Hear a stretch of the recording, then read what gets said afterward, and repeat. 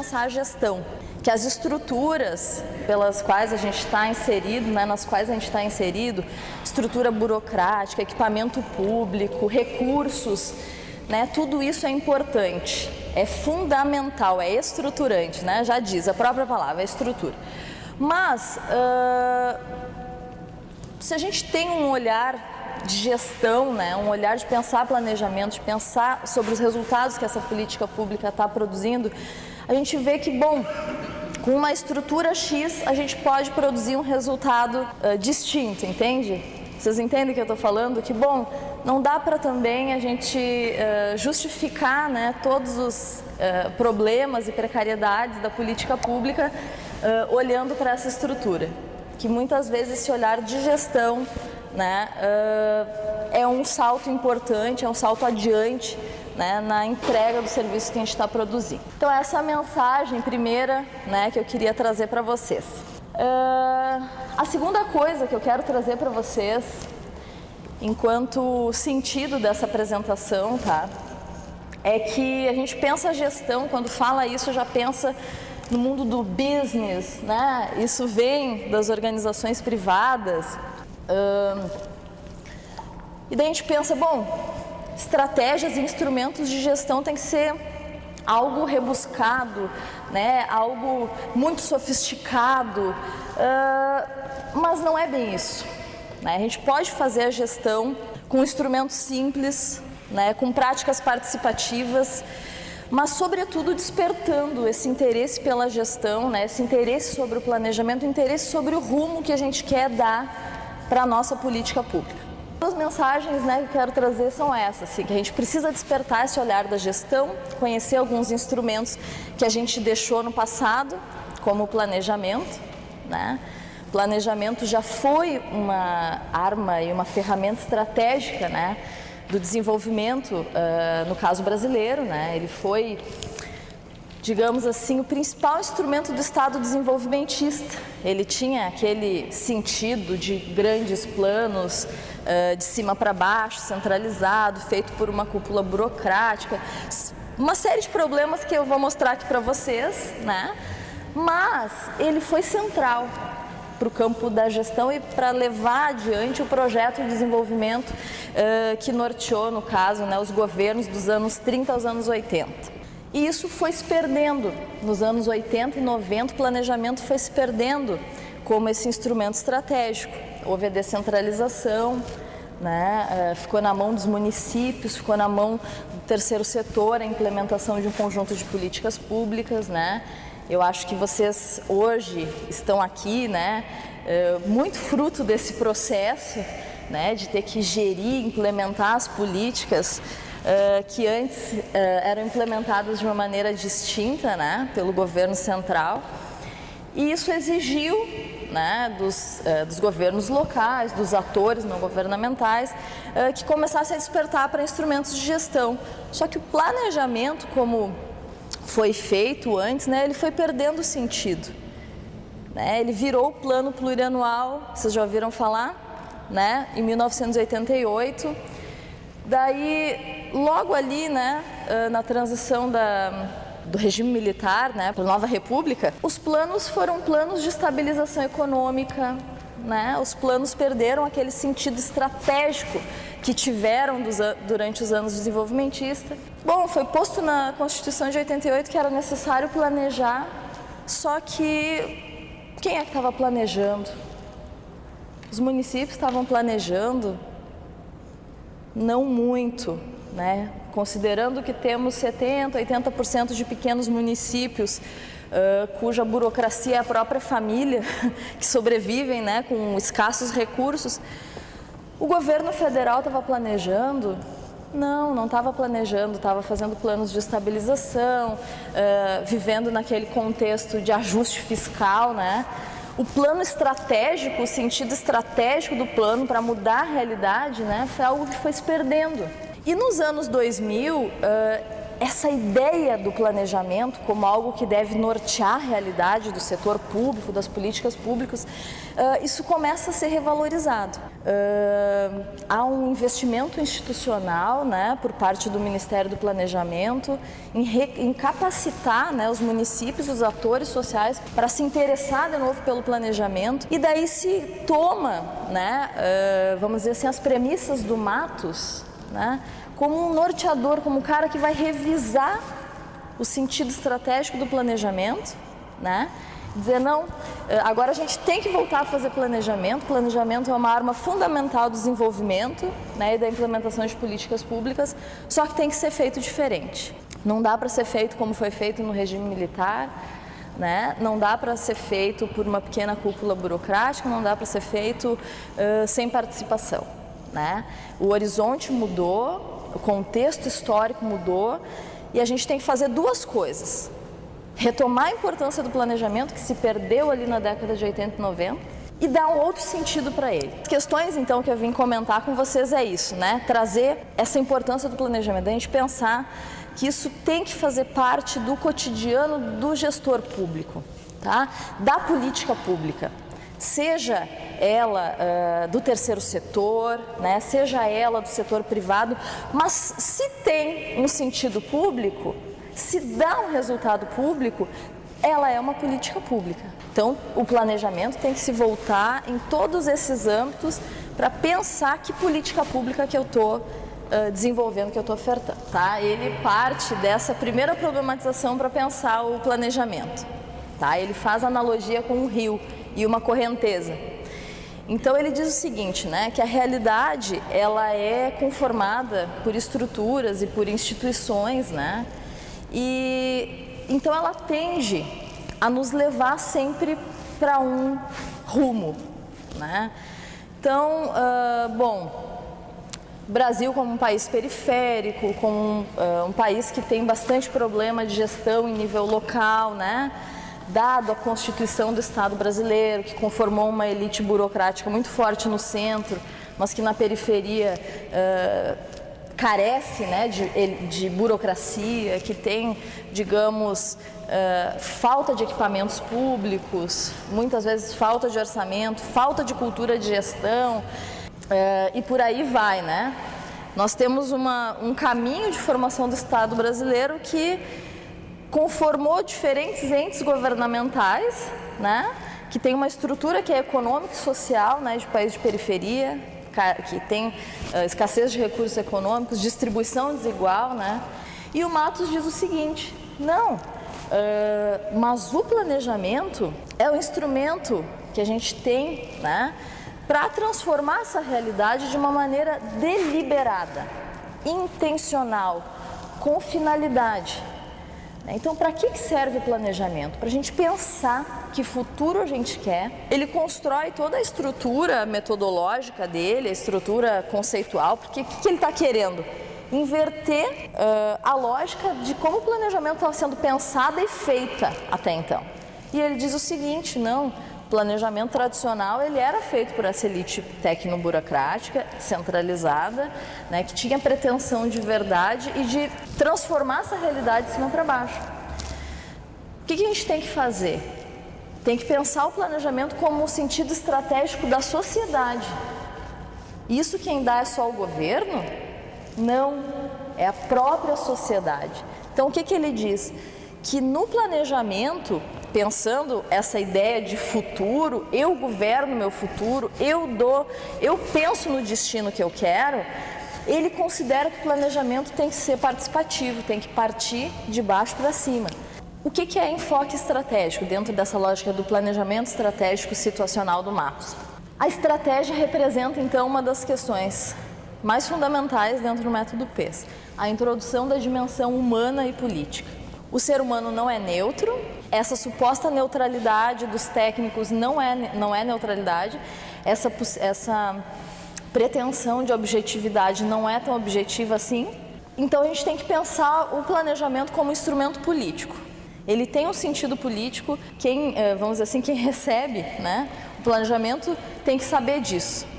O novo planejador tem que saber que o seu futuro, né? Que o que eu escolho como futuro de uma sociedade, de um município, de um setor, que isso tem um sentido, que é fruto dos valores, da caminhada dos atores, das ideologias e por aí adiante, que nada é neutro, né? Situacional, essa coisa mais coletiva, de pensar a partir de problemas. Que problema público, que problema social que eu quero trabalhar em cima?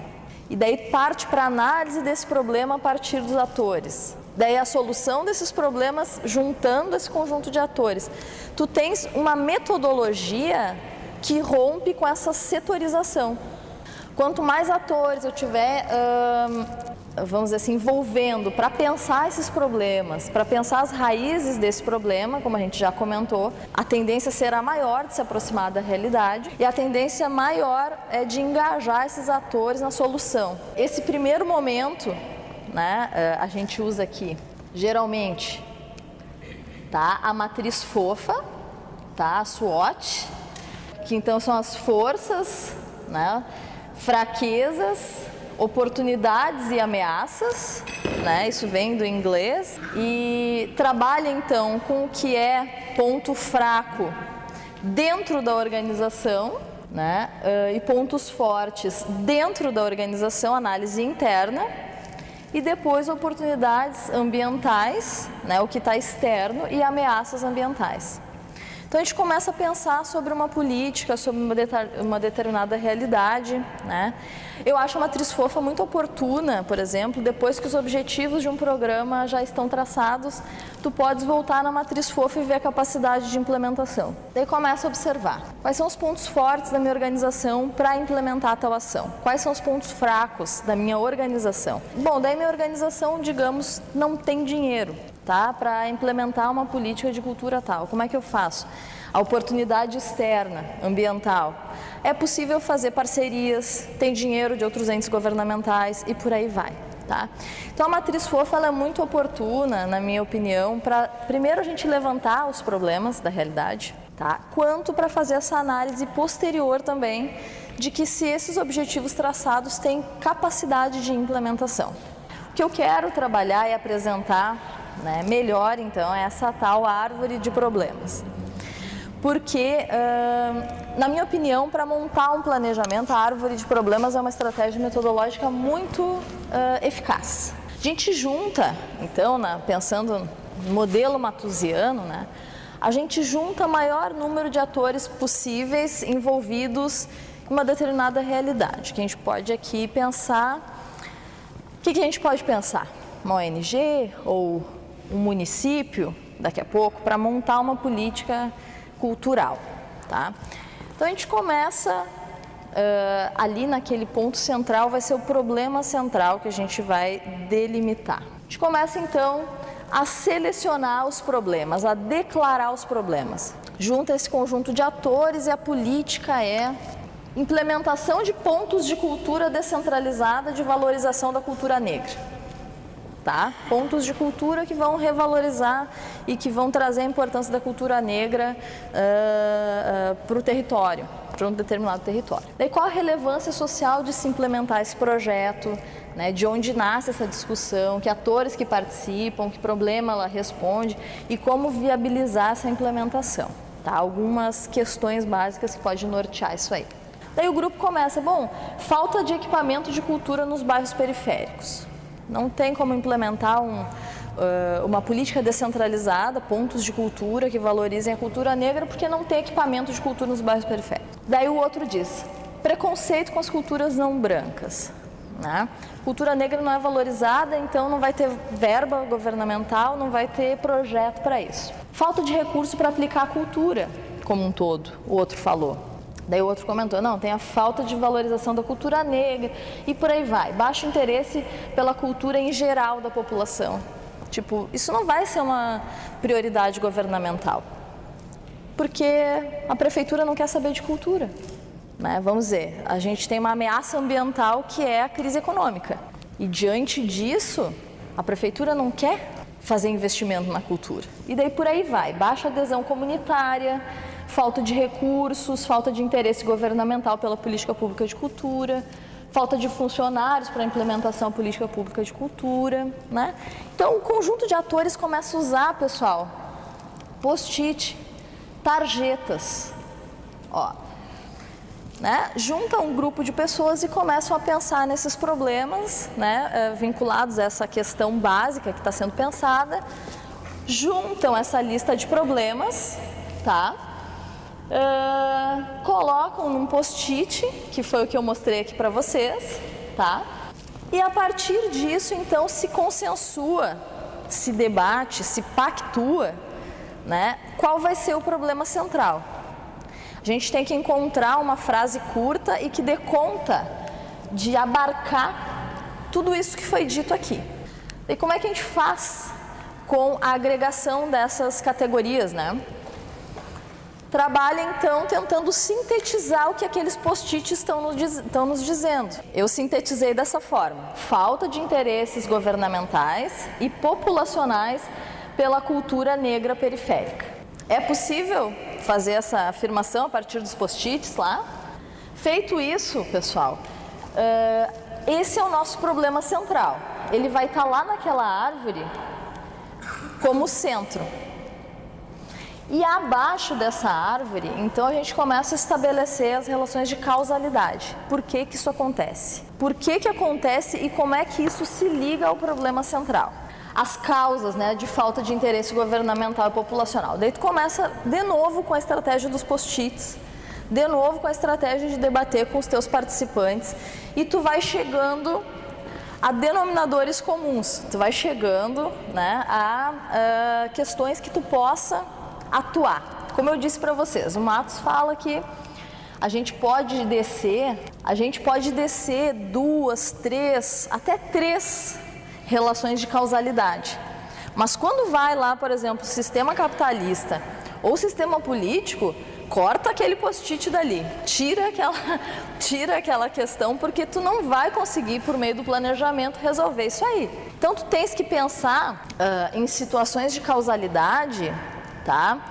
Que podem se tornar objetivos estratégicos para o teu plano. É da explicação dessas causalidades que saem os objetivos estratégicos do teu plano. Desses objetivos estratégicos se desdobram para objetivos específicos e desses objetivos específicos em ações.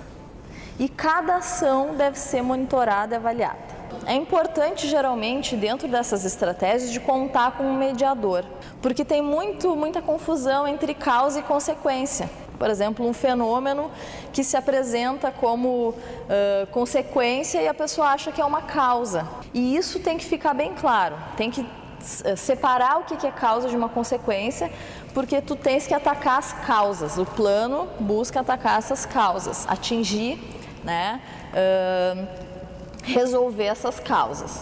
Então, o monitoramento e avaliação serve também para retroalimentar essa política pública, demonstrar, né, que aqueles objetivos não estão sendo alcançados, por que não estão sendo alcançados, né? Ele mostra um mapa, ele mostra, o monitoramento e avaliação, ele oferta, né, essa possibilidade de tu enxergar os produtos da tua política pública.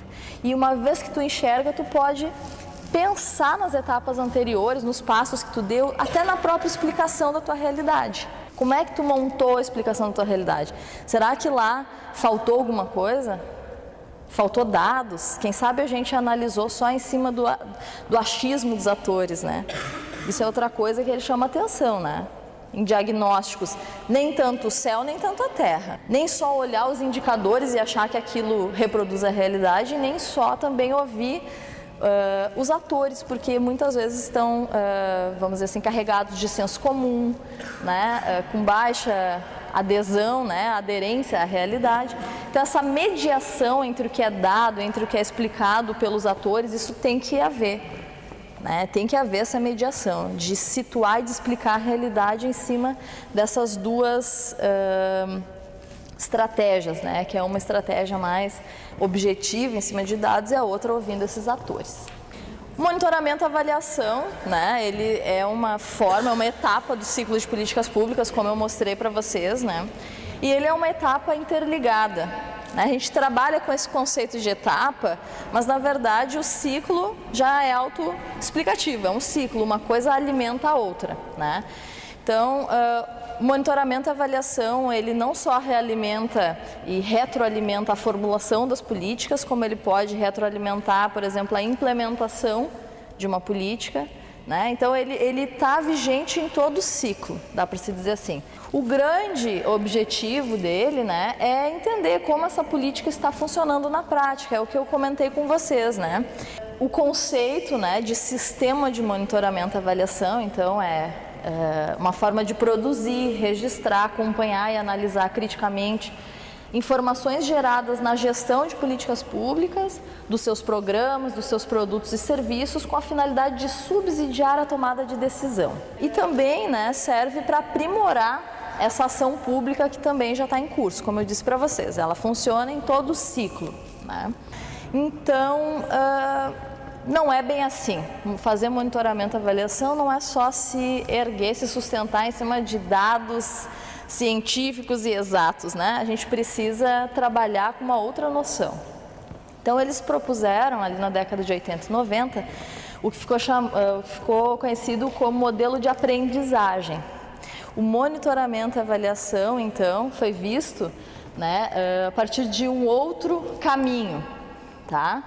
Trata-se de uma tarefa eminentemente política, então, mesmo o processo do planejamento. Viram que a coisa não era neutra, que tinha um sentido político, né?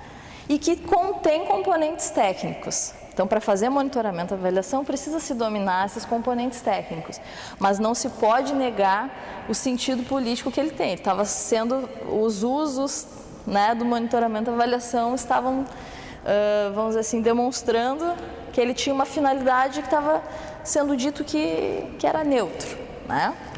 O monitoramento, ele tem esse sentido de um acompanhamento da política, né? Ele é um acompanhamento mais tempestivo, né? Ele subsidia a gestão com informações mais tempestivas sobre a produção daquela gestão. Então, tem muito debate sobre as diferenças do monitoramento e avaliação. O monitoramento é essa coisa cotidiana, né, que se aproxima muito mais do andamento do processo da política pública e que busca produzir informações confiáveis e que voltem a retroalimentar essas políticas públicas. Gente, eu estou correndo porque agora a coisa pegou para nós, né? Quantos slides faltam? Só uns 60 por aí. Então é isso, tá? O monitoramento consiste então nesse acompanhamento contínuo e cotidiano da política pública. Aqui eu trouxe, né, alguns exemplos de métodos avaliativos, né? Essa pesquisa pode fazer como pesquisa de campo com questionário, entrevistas, grupos de discussão, observação participante, busca de dados secundários também, né? Daí pode fazer a partir de métodos qualitativos e quantitativos também, né? Então, a análise situacional foi colocada aqui como uma estratégia qualitativa, que foi o que a gente debateu até o momento, né? Pode fazer um roteiro de observação, entrevista ou grupos de moderação, né? Tu vai aqui, por exemplo, na observação etnográfica, tu pode registrar o cotidiano de quem vivencia os efeitos de um programa, né? Nada melhor para ti, por exemplo, ter um mapa dos resultados que os teus programas estão trazendo, produzindo, do que ouvir, né, as pessoas que estão recebendo e que estão sendo, vamos dizer assim, o público-alvo desses programas, tá? Essa imersão na rotina, né? Entrevistas individuais, tu pode fazer entrevistas semi-estruturadas com algumas questões fechadas, né, que tu possa depois analisar quantitativamente, algumas outras abertas, em que tu pode avaliar a profundidade daquelas respostas, né? Observações estruturadas, que são essas com perguntas fechadas apenas, né? Grupos focais, em que tu junta um conjunto de pessoas, tu pode juntar tanto um conjunto de funcionários que estão implementando a política pública, né, para saber, por exemplo, do funcionamento dos serviços, quanto juntar um grupo de pessoas que estão recebendo a política pública também para saber desses impactos, Tá? Então, por exemplo, a gente aprende, né, tem uma coisa meio que é inculcada, né, no nosso imaginário que fazer monitoramento e avaliação é aplicar técnicas quantitativas. Mas tu pode fazer, né, de uma maneira mais simples, de uma maneira qualitativa e tu ter um mapa sobre o que tu está fazendo. Porque isso, na minha opinião, é o que importa. Mas, por exemplo, no estabelecimento de objetivos, né, tanto lá na explicação da realidade, que vocês estão identificando os problemas, né, vocês usam indicadores para diagnosticar aquela realidade. Né, indicadores, aqui eu trouxe educacionais, do mercado de trabalho, indicadores demográficos, habitacionais, de segurança pública, por aí vai. Né, que dizem, então, que, vamos dizer assim, que qualificam ou quantificam um conceito de um problema social. Né? Então, a partir desses objetivos, a partir do diagnóstico dos problemas, vocês vão formular os objetivos. E aqueles objetivos também têm indicadores de resultados, aonde vocês querem chegar. Eles se distribuem, se bifurcam, né, para várias questões que vocês querem atingir. E isso deve ser monitorado e avaliado. Né? E para isso, então, o uso de indicadores, né, sociais e indicadores de todas as naturezas, né, são fundamentais.